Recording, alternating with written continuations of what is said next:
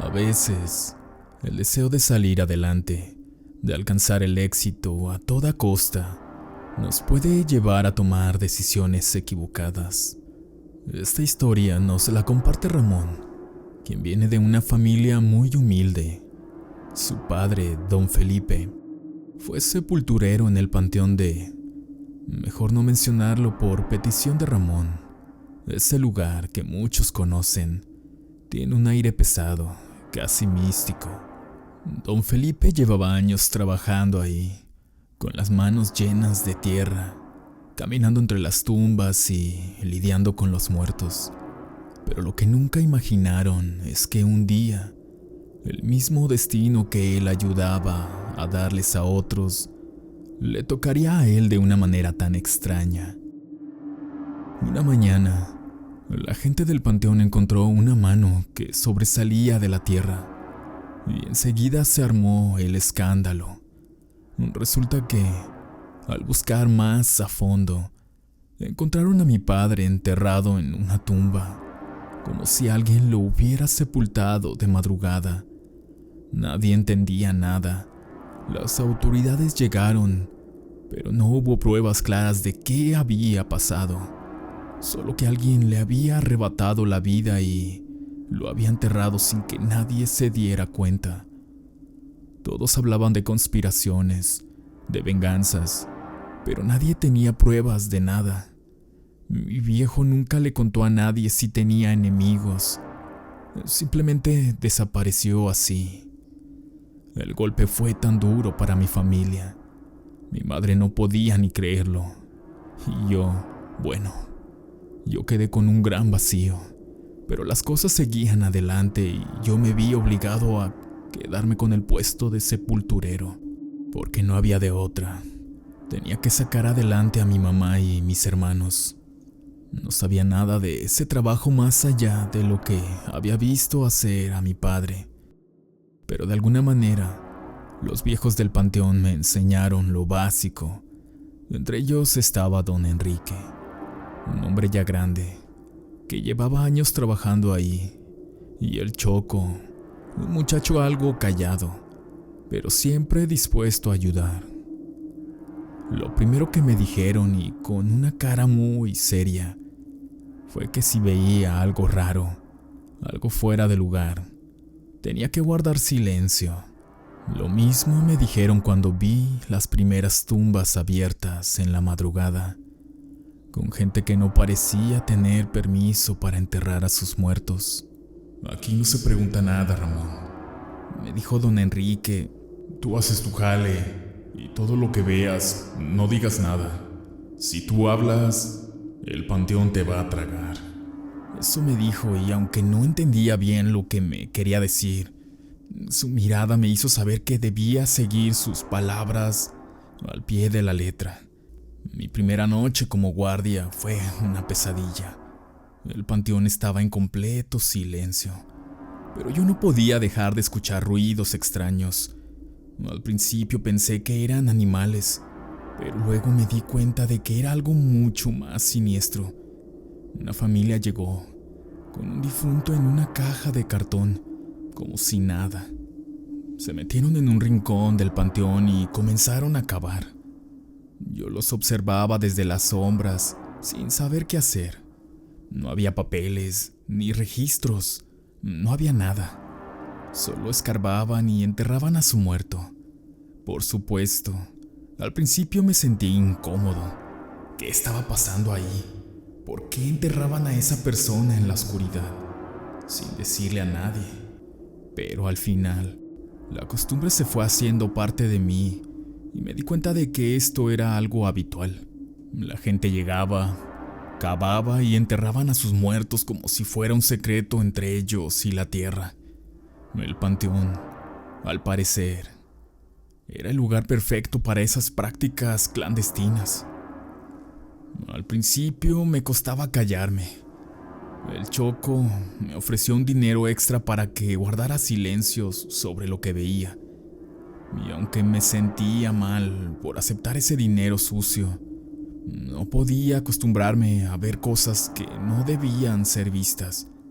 Las noches se hicieron largas cada vez veía más cosas raras. Familias que llegaban sin avisar, cuerpos que enterraban en silencio, y todo en ese ambiente opresivo del panteón, rodeado de tumbas olvidadas. Mi vida cambió por completo después de esa noche. Las pesadillas eran más frecuentes, los ruidos extraños se hacían más intensos, pero tenía que aguantar. Mi único objetivo era seguir adelante, porque si me detenía, todo se vendría abajo. La vida en el panteón ya no era la misma para mí. Después de aquellos primeros días de acostumbrarme al trabajo de sepulturero, las cosas se tornaron aún más oscuras. De noche, el lugar se volvía un escenario de cosas que no me atrevería ni a mencionar en voz alta. Pero era lo que había. Yo me mantenía callado, sin preguntar nada, solo obedeciendo, pues ya no había vuelta atrás. Había un poder invisible que se respiraba en el aire, algo que me atrapaba y que, aunque intentaba escapar de él, siempre regresaba a ese lugar. Recuerdo una noche en particular, todo cambió. Estaba haciendo mi ronda, como siempre, cuando de repente vi a varios hombres que llegaban al panteón. Iban vestidos de negro, con atuendos que les cubría el rostro y llevaban cruces invertidas colgadas del cuello. Al principio pensé que eran simplemente un grupo de personas extrañas, pero al acercarme con la lámpara, me di cuenta de que algo no estaba bien. No era una típica visita nocturna. No era un simple entierro clandestino. Me acerqué un poco más, ocultándome entre las tumbas, pero pronto me descubrieron.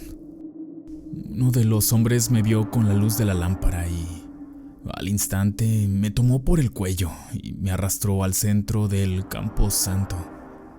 Otros dos se acercaron rápidamente, mientras los demás comenzaban a profanar algunas tumbas, sacando los cadáveres y arrojándolos a un lado. Todo era muy rápido. Iban bien organizados, como si lo hubieran hecho 1000 veces. ¿Qué miras, pendejo?, me dijo uno de los hombres, un tipo alto. Usaba una máscara que solo dejaba ver sus ojos. Sentí un nudo en el estómago. Sabía que no estaba en una situación normal. Traté de zafarme, pero era inútil. Me ataron las manos con un pedazo de soga y me obligaron a seguirlos, mientras ellos seguían con su macabra tarea. Pero al darse cuenta de que mi cara les resultó familiar, me miraron con más detenimiento. Uno de los hombres, casi en voz baja, dijo: Este cabrón se parece mucho al hijo de don Felipe. En ese momento sentí un escalofrío que me recorrió todo el cuerpo. Mi viejo don Felipe. El tipo que me había amarrado, con voz grave, me dijo: Eres igualito a ese cabrón. Nos vas a servir. Me sentaron en el suelo y me miraron fijamente. Escucha bien, hijo de puta. Si quieres seguir respirando, mejor mantén la boca cerrada. No hagas ruido y haz lo que te decimos. Yo no tenía opciones. Ellos sabían algo que yo no quería saber. La verdad es que me pasaron un fajo de billetes, los cuales tomé sin saber si debía estar agradecido o aterrorizado. En mi cabeza solo resonaba una pregunta: ¿qué querían de mí? Lo que vino a continuación, la verdad es que no me la esperaba. Me obligaron a ayudarles a desenterrar cadáveres.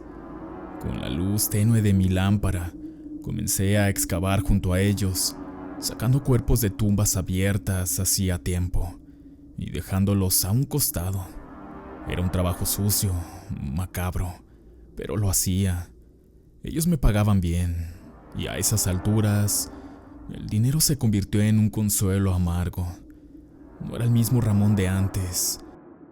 La verdad es que ya no me importaba tanto lo que pasaba a mi alrededor. Durante los siguientes meses, Las cosas fueron tomando un rumbo aún más oscuro. Empecé a acostumbrarme a las tumbas abiertas, a los muertos que desenterrábamos y a las horas interminables de trabajo en las sombras. Sin saber cómo ni por qué, me encontré cada vez más inmerso en sus secretos. Estos hombres que usaban máscaras me pedían cada vez más tareas más complejas. Me pedían bebés muertos, cuerpos de personas que habían muerto de manera trágica y cosas que no podría ni describir con palabras. Cada vez que cumplía con lo que me pedían, más billetes caían en mis manos, más poder, más oscuridad. Mi vida ya no tenía sentido. El panteón era un lugar lleno de secretos y ahora yo formaba parte de uno de esos secretos. Los hombres de las sectas comenzaron a ofrecerme algo más que dinero. Una noche, después de profanar varias tumbas junto a ellos, me invitaron a unirme a su culto. Me dijeron que dejara mi trabajo en el panteón y que me uniera a ellos de manera definitiva. El dinero y el poder me cegaron y sin pensarlo demasiado, acepté. Lo que sucedió después fue aún más aterrador. Me subieron a una camioneta negra con cristales polarizados y me llevaron por las calles oscuras hasta llegar a una casa grande en el barrio de Tepito. La casa era de varios pisos, con un aire que, aunque aparentemente normal por fuera, estaba lleno de algo insano. Al entrar, los hombres me condujeron a una sala amplia, en el centro de la cual había un altar muy extraño, con figuras demoníacas y una atmósfera cargada de puro terror. Allí fue donde conocí al jefe de la secta. Era un hombre que, a primera vista, parecía completamente normal, pero había algo en su mirada que te intimidaba y te hacía sentir que si no hacías lo que te ordenaba, podría hacerte daño. Me hicieron una iniciación, una misa negra, como ellos le llamaban. Me pusieron dentro de un pentagrama trazado en el suelo y luego, de manera ritual, me bañaron en sangre de una gallina negra. Yo no podía entender lo que estaba pasando. Vi las imágenes de demonios, las cabezas de cabras, las figuras macabras que decoraban la habitación. Todo aquello me daba asco, pero no podía detenerme. La sensación de impureza fue tan grande que empecé a vomitar todo lo que había dentro de mí. Me sentía sucio, atrapado en algo de lo que no podía escapar.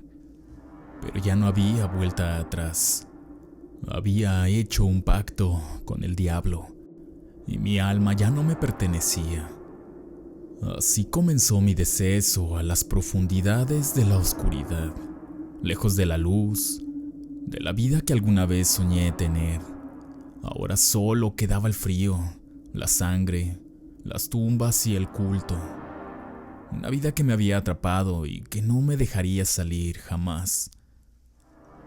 Después de que acepté mi lugar en el culto, todo cambió a un ritmo frenético.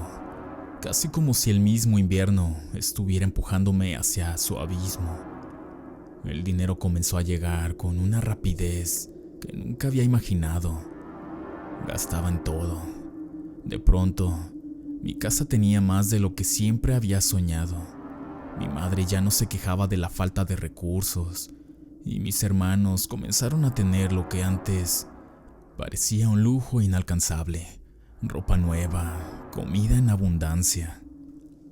Mi mamá, con el rostro iluminado por una sonrisa que no veía en años, me preguntaba de dónde salía tanto dinero. ¿Qué estás haciendo, Ramón?, me decía una voz preocupada, pero a la vez curiosa. Yo siempre le respondía lo mismo: no te preocupes, mamá, es mejor que no lo sepas, solo disfruta lo que tenemos. Ella no insistía más, y yo no podía dar más explicaciones. Las sombras ya me habían atrapado, y sabía que si le decía la verdad, ella no lo entendería, ni mucho menos podría soportarlo. Pasaron los meses y las cosas comenzaron a tornarse cada vez más extrañas, sobre todo con los hombres de la secta. Uno de los hombres de la secta, llamado el Loco, comenzó a pedirnos que saliéramos de madrugada para traer animales de la calle, gatos, perros, animales abandonados. Eran para usarse en brujerías, para hacer hechizos y maldiciones a las personas que lo solicitaban. Al principio, lo hacía sin cuestionarme. Traía a los animales como me pedían y el jefe, el hombre que dirigía todo, los sacrificaba en un altar secreto dentro de la casa de Tepito. Él era más que un brujo. Era un hombre con un poder oscuro. Cumplía deseos oscuros, deseos retorcidos, y la gente acudía a él con dinero en mano, dispuestas a pagar lo que fuera por cumplir sus sueños más perversos o vengarse de quienes les habían hecho daño. Me di cuenta de lo que él hacía cuando empecé a ver a las personas llegar. Ricos, hombres poderosos, gente que buscaba que les cumplieran sus deseos más oscuros. Y el jefe cobraba por cada uno de esos deseos. Maldecía a quienes les pedía venganza, curaba enfermedades con extrañas pócimas y hasta hacía que las personas se enamoraran a la fuerza. Todo a cambio de dinero. La gente lo idolatraba, le temía y le seguía como si fuera una especie de dios oscuro. Al cabo de un año, el jefe comenzó a pedir más cosas. Decía: «Ya no quiero animales, Ramón», me dijo una noche, cuando estábamos solos en la oscuridad de la casa. «Necesito que traigas mujeres que trabajen en la calle, sexo servidoras. Las necesito para hacer rituales más poderosos, para obtener más poder». Al principio me costó aceptar la idea, pero el dinero era mucho y mi mente ya estaba completamente manipulada. Las mujeres llegaban engañadas, les prometíamos dinero fácil, una mejor vida, pero cuando cruzaban la puerta del lugar, todo cambiaba. Las drogaban, las ataban a una mesa en el centro del ritual, rodeadas de veladoras encendidas y símbolos extraños en el suelo. El jefe, con esa calma perturbadora, les hacía lo que quería mientras los demás, sus sirvientes, observaban como si fuera un espectáculo. Lo peor no era lo que veían mis ojos.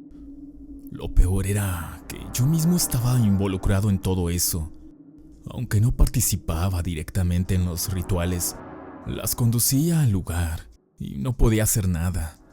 El miedo me consumía, pero cada vez que pensaba en huir, recordaba lo que había oído. Los que intentan escapar no lo logran, se desaparecen y nadie sabe de ellos. Había rumores de gente que había tratado de salirse, pero nunca los volvían a ver. El precio de salirse de esa secta era mucho más alto de lo que estaba dispuesto a pagar. Aquel pacto con el diablo, con el brujo, era eterno. Una noche, después de uno de los rituales, me quedé pensando. Vi todo con una claridad aterradora. Mi alma, mi vida, ya no me pertenecían. No tenía salida. Si intentaba escapar, me encontrarían.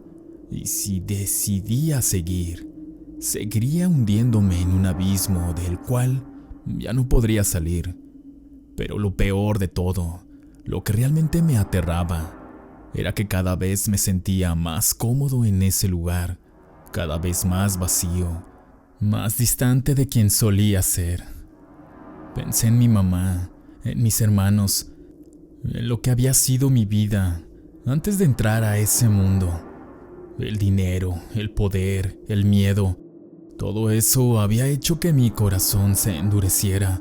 Y al final, el diablo, con su sonrisa cruel, me había ganado. Lo único que me quedaba era seguir en la oscuridad, seguir en ese culto que me había atrapado de una manera de la que ya no había escapatoria. Pero en lo más profundo de mi ser había algo que aún luchaba por salir a la luz. Sin embargo, sabía que me buscarían si intentaba escapar y todo terminaría mal. Y a ese final lo temía más que a cualquier otra cosa. Después de tantos meses trabajando para la secta, me había vuelto casi un fantasma, alguien que ya no se reconocía en el espejo. El dinero fluía, las sombras se expandían, pero todo cambió una tarde, cuando el plan de exhumar un cuerpo para el brujo salió mal. Estábamos en el panteón, bajo la oscuridad de la noche, con las palas y las herramientas listas para sacar un cadáver que se necesitaba para uno de esos rituales que ya no parecían tan normales, solo que esta vez alguien nos vio. No sé si fue una casualidad o si el destino finalmente se estaba tomando su revancha, pero esa noche un par de policías patrullaban cerca del panteón. Nos escucharon, nos vieron. No hubo tiempo de nada. Uno de los hombres que estaba conmigo trató de huir, pero fue inútil. El policía empezó a disparar y yo, como un maldito estúpido, intenté correr. El primer disparo me alcanzó en el costado y me tiró al suelo. Sentí el dolor más agudo que jamás había experimentado, y antes de darme cuenta, estaba desangrándome, incapaz de moverme. Uno de mis compañeros, el que siempre había sido el más callado, el que se hacía llamar el Diablo, por su actitud fría y su rapidez, se acercó corriendo. En medio de la confusión me levantó y me metió en la camioneta negra, la misma que tantas veces había usado para llevar a las mujeres y a los animales.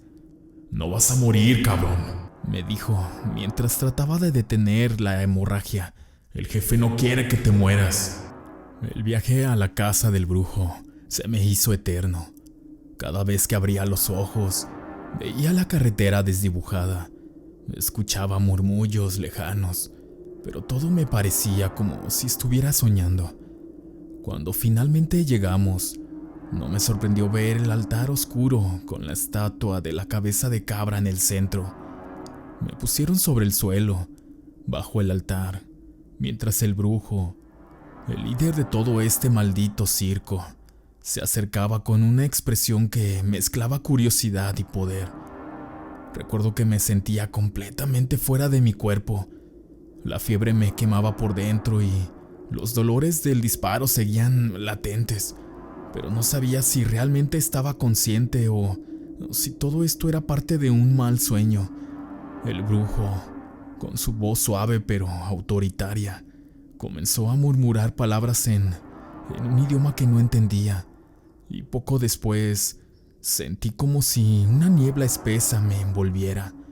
Los ungüentos que me untó en el cuerpo eran cálidos y el dolor comenzaba a disiparse lentamente. Me sumí en una especie de trance, donde mis pensamientos eran como fragmentos rotos de mi vida, desmoronándose a medida que pasaban. Cuando desperté, estaba tendido sobre una cama improvisada, con los ojos pesados y el cuerpo cansado. Pero ya no sentía el dolor. El brujo estaba cerca, observándome con una mirada que parecía penetrar mi alma. «Te has salvado, Ramón», dijo con una voz que me hizo temblar. «Hay algo en ti, algo que el diablo le gusta. Por eso no te moriste. Tal vez eres más especial de lo que crees».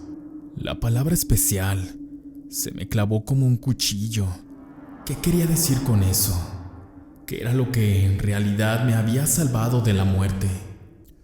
Cuando me reincorporé, el brujo me miró fijamente y, como si ya supiera lo que pensaba, agregó diciendo: «El diablo ve en ti algo único. No es solo por lo que haces, sino por lo que eres. Ese sacrificio, esa oscuridad que has abrazado, tiene un poder que no entiendes. pero lo entenderás. Las palabras del brujo me hicieron mucho ruido en la cabeza durante días. Me sentía más perdido que nunca. La revelación me aterraba, pero algo en mi interior, en esa parte de mí que aún no se había corrompido completamente, me decía que necesitaba salirme de ahí lo antes posible. Quería escapar, pero sabía que era casi imposible. Poco después tomé la decisión. Algo dentro de mí me decía que era el momento y decidí que tenía que llevarme a mi familia lo más lejos posible de todo esto. Ellos no debían seguir pagando el precio de mi maldito pacto con el diablo, así que, sin más, comencé a preparar todo. Esa noche, estando en casa con mi madre y mis hermanos, mientras cenábamos poco antes de irnos a la cama, les dije que teníamos que irnos. Les expliqué que teníamos que salir de la ciudad lo más rápido posible. Les dije que ya no podíamos seguir viviendo en ese lugar, que teníamos que huir, que era lo único que nos quedaba. Ellos no entendían bien lo que sucedía, pero confiaban en mí, en lo que les decía. Subimos todo lo que pudimos al auto que había comprado con el dinero. Algunos recuerdos, un par de ropas, lo necesario para salir. Recuerdo bien que llevaba varios fajos de billetes. Fuimos en dirección a Querétaro, buscando la tranquilidad y seguridad. Pero el destino, o el maldito pacto, no nos dejaría escapar tan fácilmente. En el camino, uno de mis hermanos, el más pequeño, comenzó a sentirse mal. De repente, su temperatura subió de una manera alarmante y empezó a murmurar palabras sin sentido. Mencionaba algo sobre un hombre al que describía perfectamente, el jefe de la secta. Era como si lo viera, como si lo estuviera viendo en ese mismo momento. Su fiebre aumentaba rápidamente y las alucinaciones parecían consumirlo. Llevamos a mi hermano a un hospital en Querétaro, lo más rápido que pudimos, pero era demasiado tarde. El médico nos miró con tristeza y me dijo que no había nada que hacer. Mi pequeño hermano, había muerto, y en ese momento todo se derrumbó. Mi madre, con el rostro desencajado, me miró entre lágrimas y con voz rota me gritó: «Esto es tu culpa, Ramón. Por tu culpa estamos aquí. Por tu culpa mi hijo está muerto». Fue como un golpe mortal, un peso en mi pecho que no podía soportar. Me caí de rodillas, completamente devastado, mientras ella me señalaba y me decía que me fuera, que tomara todo el dinero, todo el maldito dinero que había ganado con sangre y sufrimiento, y me fuera para siempre. Era cierto, era mi culpa. Mi hermano había pagado el precio de mi elección, el precio de mis decisiones equivocadas. Con el corazón destrozado, tomé mis cosas y me fui. Dejé a mi madre y a mis hermanos atrás. El dinero, el poder, el maldito pacto, todo me había llevado a un abismo del que no podía salir. Solo quedaba yo, un hombre vacío, marcado por el diablo. Recuerdo el último día que vi a mi madre. Fue como un golpe, un suspiro mortal que me dejó sin aliento. La maldición de una madre es algo que te consume desde el alma, te atraviesa como un cuchillo afilado, y eso fue lo que sentí cuando esas palabras se clavaron en mi pecho. Nadie en el mundo podría haber dicho algo más destructivo para mí. En un parpadeo, todo lo que había ganado, todo lo que había logrado con ese pacto, se desmoronó. No importaba cuánto quisiera salir de ahí, lo que había hecho era irreversible. Me recuerdo huyendo de las lágrimas de mi madre. Me fui sin rumbo, con la esperanza de que el tiempo me diera una oportunidad de cambiar, de encontrar algo que me salvara. Pensé que podría recomponer mi vida, que la maldición No tenía que ser la sentencia final, pero me equivocaba. Pasaron semanas y no lograba que me dieran la oportunidad de tener trabajo. Me vi en la necesidad de volver a la ciudad en México, buscando empleo, buscando una salida. Pero en cada entrevista, en cada intento, sentía que algo estaba mal. Las puertas se cerraban una y otra vez. Cada vez que pensaba que todo iría bien, algo me echaba atrás. El dinero se esfumaba tan rápido como el viento, y aunque intentaba ahorrar, parecía que se me escapaba entre los dedos, como si el mismo diablo estuviera jugando conmigo. El alcohol, entonces, fue mi único consuelo, aunque no paraban las pesadillas con mi hermano. Comencé a deambular en las calles, pues se convirtieron en mi hogar, y las botellas mi única compañía. Vagaba de un lado a otro, perdido en mi propia desesperación, buscando en el fondo algo que me aliviara, aunque fuera por unos segundos. La gente pasaba y no me veía. No importaba, ya no importaba. Sentía el peso del pacto en mis huesos, como una cadena invisible que me arrastraba a mi propia perdición. El diablo me había dado todo, pero también me había quitado todo, y ya no me quedaba nada de mí, más que un eco en las calles vacías. Poco a poco he tratado de buscar el consuelo en Dios, aunque ha funcionado solo un poco, y me gustaría darles un consejo. El mal, en todas sus formas, se presenta como una ilusión, como una tentación disfrazada de lo que más deseamos: poder, riquezas, placer. Pero la verdad es que todo lo que nos ofrece es vacío. Nos promete satisfacer nuestros deseos más profundos, pero en realidad nos consume poco a poco, como un fuego que nunca se apaga. Si alguna vez te encuentras atrapado en el poder de la tentación, recuerda que el verdadero camino hacia la paz no está en lo que no puedes ganar, sino en lo que eres capaz de dejar atrás. Las decisiones que tomas hoy son las que definirán tu futuro. No dejes que el deseo de obtener lo que no es tuyo te lleve por un sendero de oscuridad. El dinero fácil, el placer momentáneo, las promesas vacías, todo eso se desmorona con el tiempo. La fuerza para salir del mal está dentro de ti. No necesitas pactar con fuerzas que te destruyen para obtener lo que realmente buscas. La verdadera fortaleza es lo que viene del arrepentimiento genuino, la que te permite mirar al pasado con humildad y comenzar de nuevo. Si has caído en las manos del mal, aún puedes levantarte, pero solo si decides no rendirte ante la desesperación. La clave está en tu interior. Busca la paz que proviene de la honestidad contigo mismo. Rodéate de quienes te quieren bien, aquellos que te muestran el amor sin interés, aquellos que te levantan cuando te caes. La luz siempre está a tu alcance. Solo tienes que darle la espalda a la oscuridad y caminar hacia ella. Recuerda, nunca es tarde para empezar de nuevo, para romper con los grilletes del pasado y caminar por el camino recto. Aunque el mundo te ofrezca atajos tentadores, siempre elige la honestidad, la bondad y el amor, porque esos son los verdaderos tesoros que te acompañarán siempre.